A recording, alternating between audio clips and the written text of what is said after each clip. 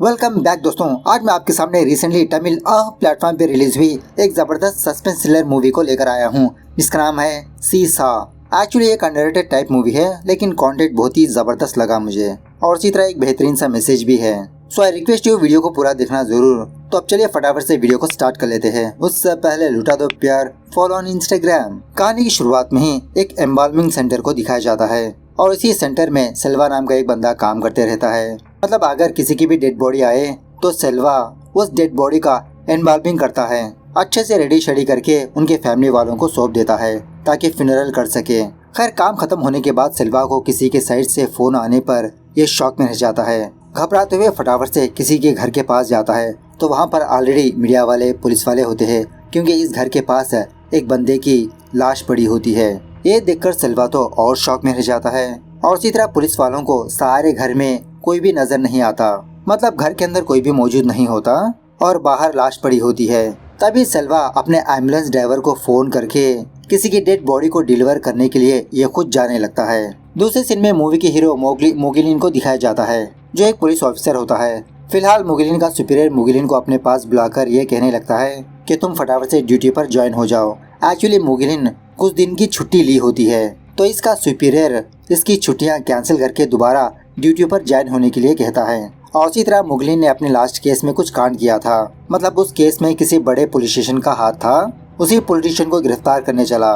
लेकिन मुगलिन का सुपीरियर मुगलिन को रोकते हुए समझाने लगता है कि कुछ जगहों पर हमें कॉम्प्रोमाइज करना पड़ता है मुगलिन।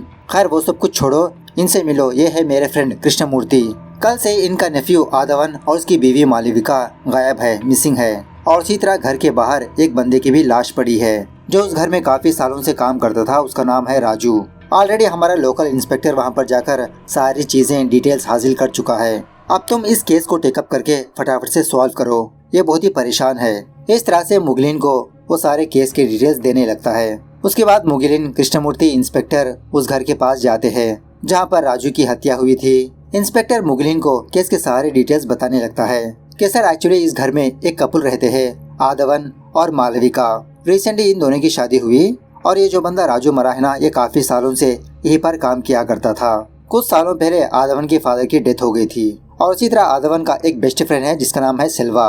ये सेल्वा एम्बाल्मिंग का काम करता है। मुगलिन पूछने लगता है कि ये आदवन तो एक बहुत बड़ा इंडस्ट्रियलिस्ट है और इसका फ्रेंड फ्यूनरल वाला काम करता है, ये कैसा? इंस्पेक्टर कहने लगता है कि सर वो दोनों बचपन से ही बेस्ट फ्रेंड्स हैं और जब जब सेल्वा आदवन के घर पर आता जाता रहता है। फिलहाल सेल्वा शहर में नहीं है, किसी की डेड बॉडी को डिलीवर करने के लिए केरला पर गया है। और इसी तरह सर एक और बात यह है कि घर में सीसीटीवी कैमरा मौजूद है, लेकिन हार्ड डिस्क मिसिंग है। सो मुगलिन उस सारे घर को अच्छे से इंस्पेक्शन करके कृष्णमूर्ति को दिलासा दिलाने लगता है, क्या फिक्र मत करिए, हम उन दोनों को किसी भी तरह से फाइंड आउट करेंगे। उसके बाद वो इंस्पेक्टर मुगलिन को आदवन और मालविका के कॉल हिस्ट्री लाकर देने लगता है। सारा हिस्ट्री चेक करने के बाद एक नंबर थोड़ा अलग नजर आता है, तो इस नंबर के बारे में डिटेल्स हासिल करने के लिए कहता है। उसके बाद मुगलिन के पास 3 बंदे आते हैं, मालविका का फादर, उसका भाई कार्ति और उसकी पड़ोसन मीनाची। मालविका का फादर कहने लगता है कि सर कुछ दिनों पहले ही हम लोग मालविका से मिलने के लिए उसके घर पर गए थे। वो बहुत ही खुश नजर आ रही थी और मालविका के पास आने की वजह यह है कि इसका भाई कार्ति एक लड़की से प्यार कर रहा है। वो लड़की भी आती है इनके साथ, लड़की के घर में बात करने का डिसाइड करते रहते हैं। मुगलिन पूछने लगता है कि उसके बाद तुम लोगों ने कांटेक्ट करने की कोशिश नहीं की? कार्तिक कहने लगता है सर मैंने अपनी बहन को कॉल किया था। एक्चुअली हमारे घर का रजिस्ट्रेशन था, उन पेपर्स पर मेरे बहन के सिग्नेचर्स चाहिए थे। मेरी बहन ने कहा था कि वो आ जाएगी। तभी मीनाची मुगलिन को कुछ बातें बताने लगती है। एक्चुअली मीनाची मालविका की पड़ोसन होती है, लेकिन मालविका मीनाची को अपनी बड़ी बहन मानती रहती है। एक दिन मालविका मीनाची के पास आकर कुछ बातें बताने लगी। आदवन और मालविका की मुलाकात उन्हीं के कॉलेज के फेस्टिवल पर हुई थी। मतलब थोड़ा डांस परफॉर्मेंस करने लगते हैं और एक दूसरे का परफॉर्मेंस बहुत ही अच्छा लगने पर ये दोनों अच्छे खासे फ्रेंड्स बन जाते हैं। कुछ दिनों के बाद आदवन की फादर की डेथ हो जाती है, जिसकी वजह से ये बहुत ही डिप्रेशन में चला जाता है। आदवन का बेस्ट फ्रेंड सेल्वा और मालविका आदवन को बहुत समझाने लगते हैं कि हर एक इंसान को दुनिया से जाना ही होगा। सो बहुत ही मुश्किल से आदवन उस डिप्रेशन से बाहर आता है। अब इसी दरमियान में मालविका की केयरिंग को देखकर एक दिन आदवन मालविका को प्रपोज कर ही देता है। पहले तो मालविका ना का जवाब देने लगती है, क्योंकि आदवन ठहरा रईस बंदा और मालविका मिडिल क्लास। आदवन अपने अकेलेपन के बारे में बताने लगता है कि मेरे पास कोई भी नहीं है, क्या तुम वो कमी पूरी करोगी। इस तरह से इन दोनों की लव जर्नी स्टार्ट होती है। एक रात आदवन सडनली मालविका के घर के पास आकर मालविका को उसके घर से बाहर लाकर अपनी गाड़ी में बिठाकर कहीं दूर ले जाने लगता है। एक्चुअली आदवन मालविका को एक हिल टॉप पर ले जाकर सनराइज दिखाने लगता है। कहने लगता है, ये देखो मालविका, इस सनराइज में तुम और खूबसूरत नजर आ रही हो। लेकिन आदवन की यह हरकत मालविका को बिल्कुल भी पसंद नहीं आती। बहुत डांटने लगते हैं कि अगर इसके घर वाले देख ले तो। उसके बाद एक दिन एक और इंसिडेंट पेश आने लगता है। जब आदवन और मालविका बाइक में कहीं पर जा रहे होते हैं तो एक कार वाला बंदा गुजरते हुए आदवन को हल्के से डांटने लगता है, क्या रे यार साइड हटो, क्या ये रोड तुम्हारा है। अब आदवन को गुस्सा आकर अपनी बाइक को रुकाकर उन कार वालों बंदों से बहुत झगड़ा करने लगता है। बाद में एक और दिन मालविका अपनी माँ की साड़ी पहनकर आदवन के पास आती है। लेकिन आदवन मालविका को अप्रिशिएट करने के बजाय इसको नीचा दिखाने लगता है कि इस साड़ी में तुम बहुत ही गंदी लग रही हो, अगली बार ये साड़ी मत पहनना। सो इस तरह से ये सारे इंसिडेंट्स मालविका मीनाक्षी को बताकर ये कंफ्यूज में रहती है कि दिन ब दिन आदवन का बिहेवियर चेंज होते आ रहा है, इनका रिलेशनशिप टॉक्सिक बनते जा रहा है। मीनाक्षी मालविका को एडवाइस देने लगती है कि तुम उससे दूरियां ही बना के रखो। सो प्रेजेंट पर मीनाक्षी मुगलिन से यही कहने लगती है कि उसके बाद मालविका ने इसको फोन ही नहीं किया, ना इसके पास आई। जब मैं खुद उसे फोन किया करती थी लेकिन वो मुझसे ज्यादा बात ही नहीं किया करती थी। उसके बाद मैंने एक दिन ये खबर सुनी कि मालविका उसी आदवन से शादी करने वाली है। बाद में मीनाक्षी सेपरेटली मुगलिन से बात करते हुए कहने लगती है कि सर वो आदवन बहुत ही अजीब का कैरेक्टर का बंदा है। उसका एक बेस्ट फ्रेंड है सलवा, अगर आप उससे इंक्वायरी करोगे तो काफी सारी बातें पता लग सकती है। उसके बाद पोस्टमार्टम वाला डॉक्टर मुगलिन को फोन करके कुछ बातें बताने लगता है कि राजू के पेट में एक बहुत बड़ी रॉड से मारा गया और उसी तरह उसके नेल्स में कुछ सैंपल्स पाए गए। मैंने वो सैंपल्स फॉरेंसिक वालों को भेज दिया, आप वहां पर जाकर रिपोर्ट कलेक्ट कर लीजिए। उसके बाद मुगिलन ड्राइवर को बुलाकर कुछ सवालात करने पर ड्राइवर मुगिलन को कुछ बातें बताने लगता है कि एक्चुअली सर कुछ दिनों पहले मैं एजुअल की तरह अपने काम पर गया तो गेट लॉक्ड था। राजू भाई आकर कहने लगे थे कि मैडम और सर घर पर नहीं है, वो कहीं दूसरे गांव पर गए हैं, तुम एक काम करो 3 दिन बाद आ जाना। तो उस दिन तो मैं वापस घर चला गया। 3 दिन के बाद मैं वापस आया तो दोबारा गेट लॉक्ड था। अंदर झाँककर देखा तो राजू भाई की लाश पड़ी थी। तब जाके मैंने पुलिस वालों को सारे लोगों को इन्फॉर्म किया। उसके बाद मुगिलन बाकी काम वालों से भी पूछताछ करने लगता है। उनका भी कहना यही होता है कि राजू भाई ने इन लोगों को 3 दिन की छुट्टी दी थी, सर और मैडम कहीं पर गए थे। ड्राइवर दोबारा मुगिलन को एक और इंसिडेंट के बारे में बताने लगता है कि जब मालविका फैक्ट्री पर आकर थोड़ा बहुत काम संभाल लिया करती थी, एक दिन उसी तरह से जब फैक्ट्री पर आई तो राजू से इसको कॉल आने पर मालविका फटाफट से अपने घर पर जाने लगती है तो ये दिखती है कि इसके घर में काफी सारा धुआं फैला है। फटाफट से घर के अंदर जाकर देखने पर आदमन आग जलाकर बहुत ही अजीबोगरीब सी हरकतें कर रहा होता है। मतलब आदमन अपने आप को भगवान शिव मानकर तांडव कर रहा होता है। सुबह से लेते हुए रात तक डांस करते करते थक जाता है। रात होने के बाद आदमन कूल होने पर मालविका आदमन को आराम करवाने लगती है। उसके बाद काम वाली बाई मुगलिन को एक और बात बताने लगती है कि सर इस हादसे से पहले एक्चुअली आदवन सर ने एक साधु को घर पर लाया था। मतलब आदवन रास्ते से कहीं पर जा रहा था तो ये साधु आदवन को देखकर इसका फ्यूचर बताने लगा। तो आदवन इम्प्रेस होकर इस साधु को अपने घर के अंदर लाता है, बहुत रेस्पेक्ट करने लगता है। यह साधु आदवन से कहने लगता है कि लगता है घर में मछली बनी है। आदवन कहने लगता है, अरे स्वामी जी आपने कैसे पहचाना, आप तो अंतर्यामी हो, अरे आइए आइए बैठिए खाना खाइए। इस तरह से वो साधु जम के खाना खाने लगता है और जाने से पहले आदवन के हाथ में कुछ तागा वगैरह बनकर जाता है। इस घटना के दूसरे दिन आदमन अपने कमरे में दोबारा अजीबोगरीब सी हरकतें करने लगता है। इसको ऐसा लगता है कि आसपास की इसको आवाजें सुनाई दे रही है। मतलब वो आवाजें आदमन से यही कहती रहती है कि तुमने अपनी माँ को मार दिया, तुम मालविका से क्यों शादी की, वो मालविका ढंग की लड़की नहीं है, उसे छोड़ दो। अब आदवन की हरकतें देखकर वो कामवाली बाई मालविका को जाकर बताने पर मालविका आदवन के पास आकर इसको कूल करने लगती है कि आदवन इस कमरे में कोई भी नहीं है, चुपचाप सो जाओ तुम। उसके बाद मुगिलन फैक्ट्री वाले एक बंदे से पूछताछ करने पर यह बंदा भी एक दिन का इंसिडेंट बताने लगता है। आदवन का फादर मरने के बाद आदवन ही अपने सारे कंपनीज को मेंटेन करने लगा। एक्चुअली इनकी कपड़ों की फैक्ट्री होती है। एक दिन आदवन अपनी फैक्ट्री पर आकर मैनेजर के ऊपर बहुत ही गुस्सा करने लगा। मतलब इनका कुछ सामान था कि अभी तक डिलीवर नहीं हुआ, हार्बर में अभी तक फंसा है, तुम लोगों की वजह से मुझे 3 करोड़ का लॉस हुआ। मैनेजर कहने लगता है कि सर आप ही ने इस ऑर्डर को चेंज कर दिया था।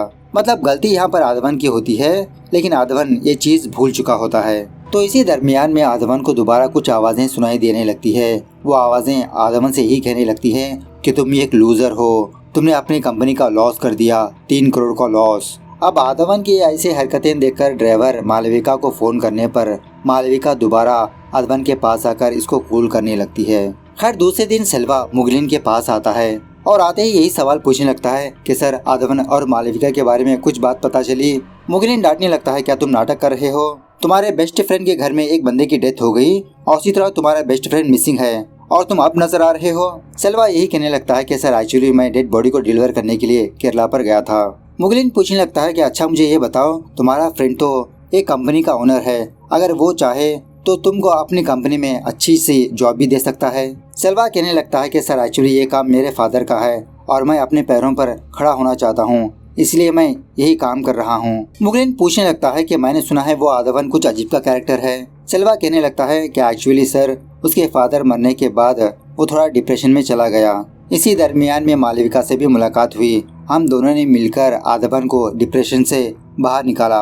बाद में आदवन ने मालविका को प्रपोज किया। मालविका ने उसके प्रपोजल को एक्सेप्ट भी कर लिया था, लेकिन अचानक एक दिन मालविका ने आदवन को ब्रेकअप कह दिया। मतलब आदवन के बिहेवियर को देखकर अब मालविका इसको रिजेक्ट करने की वजह से आदवन और डिप्रेशन में चला गया, अपने आप में बड़बड़ाने लगा। और फाइनली एक दिन राजू ने ये देखा कि आदवन फांसी लगाने वाला है। राजू फटाफट से सेल्वा को फोन करके आदवन की हालत के बारे में बताने पर सेल्वा आदवन के पास आकर इसको संभालने लगा। ये होश में ही नहीं होता। तब जाके आदवन को डॉक्टर के पास ले जाता है, वहाँ से इसका ट्रीटमेंट करवाने लगता है। कुछ दिनों के बाद आदवन होश में आता है तो सेल्वा ने मालविका को हॉस्पिटल पर बुलाकर आदवन की हालत को दिखाने लगता है। आदवन यही कहने लगता है कि मालविका मैं तुम्हारे बगैर जी नहीं सकता। तो तब जाके आदवन और मालविका की शादी हो जाती है। कुछ दिनों तक इन दोनों की जिंदगी अच्छी खासी गुजरने लगी। एक दिन मालविका सेल्वा को फोन करके अपने घर पर बुलाती है, वही जिस दिन आदवन ने शिव तांडव किया था। तो सेल्वा जब आदवन के घर पर आता है तो आदवन बहुत ही अजीब तरह से हरकतें करते रहता है, हर एक बंदे पर गुस्सा करने लगता है, इवन मालविका के ऊपर भी, कि इसी मालविका की वजह से मेरी जिंदगी बर्बाद हो गई। सेल्वा से यही कहने लगता है कि मुझे अभी के अभी मेरे माँ बाप के कब्र के पास जाना है, मेरे माँ बाप को देखना है।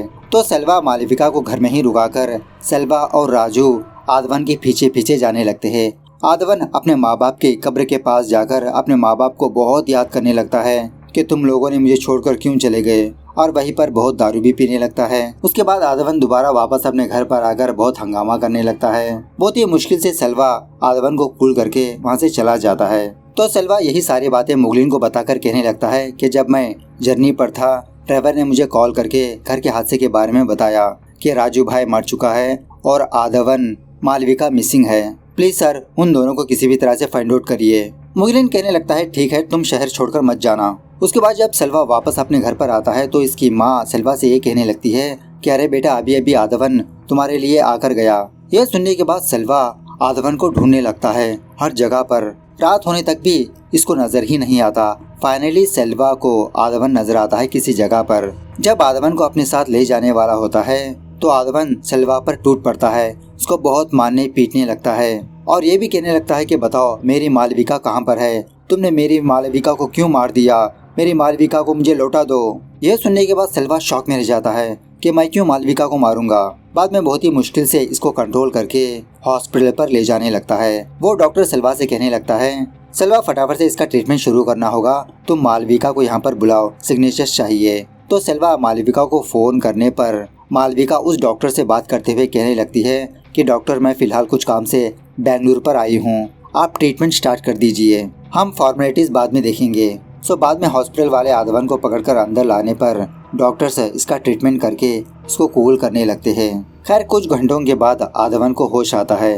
दोबारा सेल्वा से मालविका के बारे में पूछने लगता है कि मालविका कहाँ पर है, मुझे घर के पास ले चलो, मुझे मालविका से बात करनी है, फटाफट से तुम अपना फोन दो। इस तरह से सेल्वा का फोन लेता है। अब सेल्वा उस डॉक्टर के पास जाकर आदवन के बारे में बताने लगता है। डॉक्टर कहने लगता है कि हमने आदवन को करंट शॉक दिया है ना, तो कुछ घंटों के लिए वो कुछ चीजें भूल चुका है, फिक्र मत करो तुम। उसी वक्त सिस्टर डॉक्टर के पास आकर कहने लगती है अरे सर वो आदवन हॉस्पिटल से भाग चुका है। यह सुनने के बाद सेल्वा फटाफट से अपने फोन को कॉल करने पर आदवन फोन पिक करके कहने लगता है कि सेल्वा मैं अपने घर पर जा रहा हूँ मालविका से मिलने के लिए, तुम भी घर पर आ जाओ। अब आदवन के घर के पास ऑलरेडी 2 कांस्टेबल्स होते हैं, तो ये पागल बंदा इन पुलिस वालों को ही मारने पीटने लगता है कि तुम दोनों कौन हो, मेरे घर के पास क्या कर रहे हो, मुझे घर के अंदर जाने दो।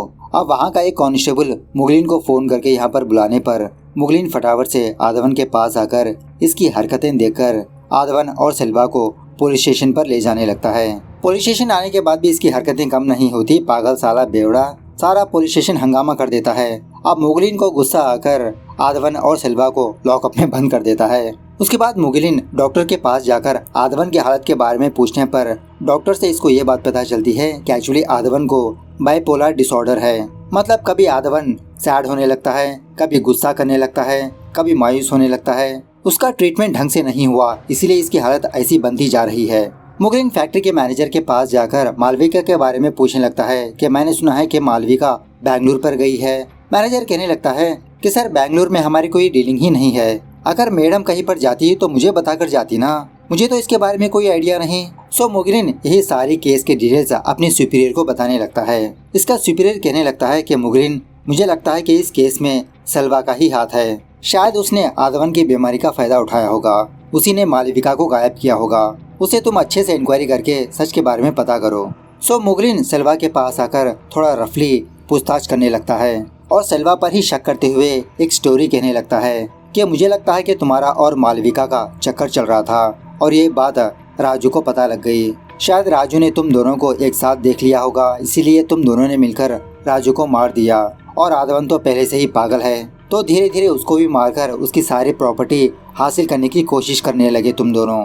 बताओ मालविका कहाँ पर है? सेल्वा कहने लगता है कि सर मालविका मेरी बहन जैसी है और उसी तरह मालविका मर चुकी है सर। यह सुनने के बाद लॉकअप में का आदवन दोबारा हंगामा करने लगता है कि सेल्वा ये तुमने क्या कह दिया, मेरी मालविका नहीं मर सकती। तो पुलिस वाले इस आदवन को हॉस्पिटल में एडमिट करवा देते हैं। उसके बाद सेल्वा जो हुआ वो मुगलिन को बताने लगता है। जिस रात आदवन अपने माँ बाप के कब्र के पास जाकर वापस अपने घर पर आया था ना, राजू दोबारा सेल्वा को कॉल करके घर पर बुलाता है। तो घर पर जाकर देखने पर शॉकिंगली मालविका की लाश पड़ी होती है और कोने में आदवन बैठा होता है रोते हुए। मतलब आदवन ने इसी पागल हरकत की वजह से मालविका को मार दिया। आदवन यही कहते रहता है कि मैंने मालविका को मार दिया मैंने मालविका को। सेल्वा राजू से कहने लगता है कि भैया हमें तो पुलिस वालों को बुलाना पड़ेगा, अभी पुलिस केस बन चुका है, आदवन की दिमागी हालत सही नहीं है ना, इस केस से इसको कम सजा मिलेगी। यह सुनने के बाद आदवन अपने आप को मारने की कोशिश करने लगता है कि मैं भी मालविका के पास चला जाऊंगा, तुम पुलिस वालों को मत बुलाओ। और उसी तरह सेल्वा से एक रिक्वेस्ट करने लगता है, मैं मालविका के साथ ज्यादा टाइम स्पेंड करना चाहता हूँ, सेल्वा तुम मालविका का एम्बाल्मिंग करो, चाहे तो मैं तुम्हें बहुत सारे पैसे देता हूँ। इस तरह से इसके सामने काफी सारे पैसे रखता है। अब बेचारा सेल्वा अपनी दोस्त की हालत को देखकर अपने सेंटर पर जाकर एम्बुलेंस में सारी चीजें आदवन के घर पर लाकर मालविका का एम्बाल्मिंग करने लगता है। आदवन मालविका को इस हालत में देखकर बहुत खुश होने लगता है कि देखो मेरी मालविका कितना सुकून के साथ सो रही है। सेल्वा राजू से कहने लगता है कि भैया रूम में हमेशा एसी चलाते रहना, मैं सुबह बॉक्स का इंतजाम करता हूँ। सो प्रेजेंट पर सेल्वा मुगलिन से कहने लगता है, सर मैं दूसरे दिन केरला पर चला गया बॉडी को डिलीवर करने के लिए।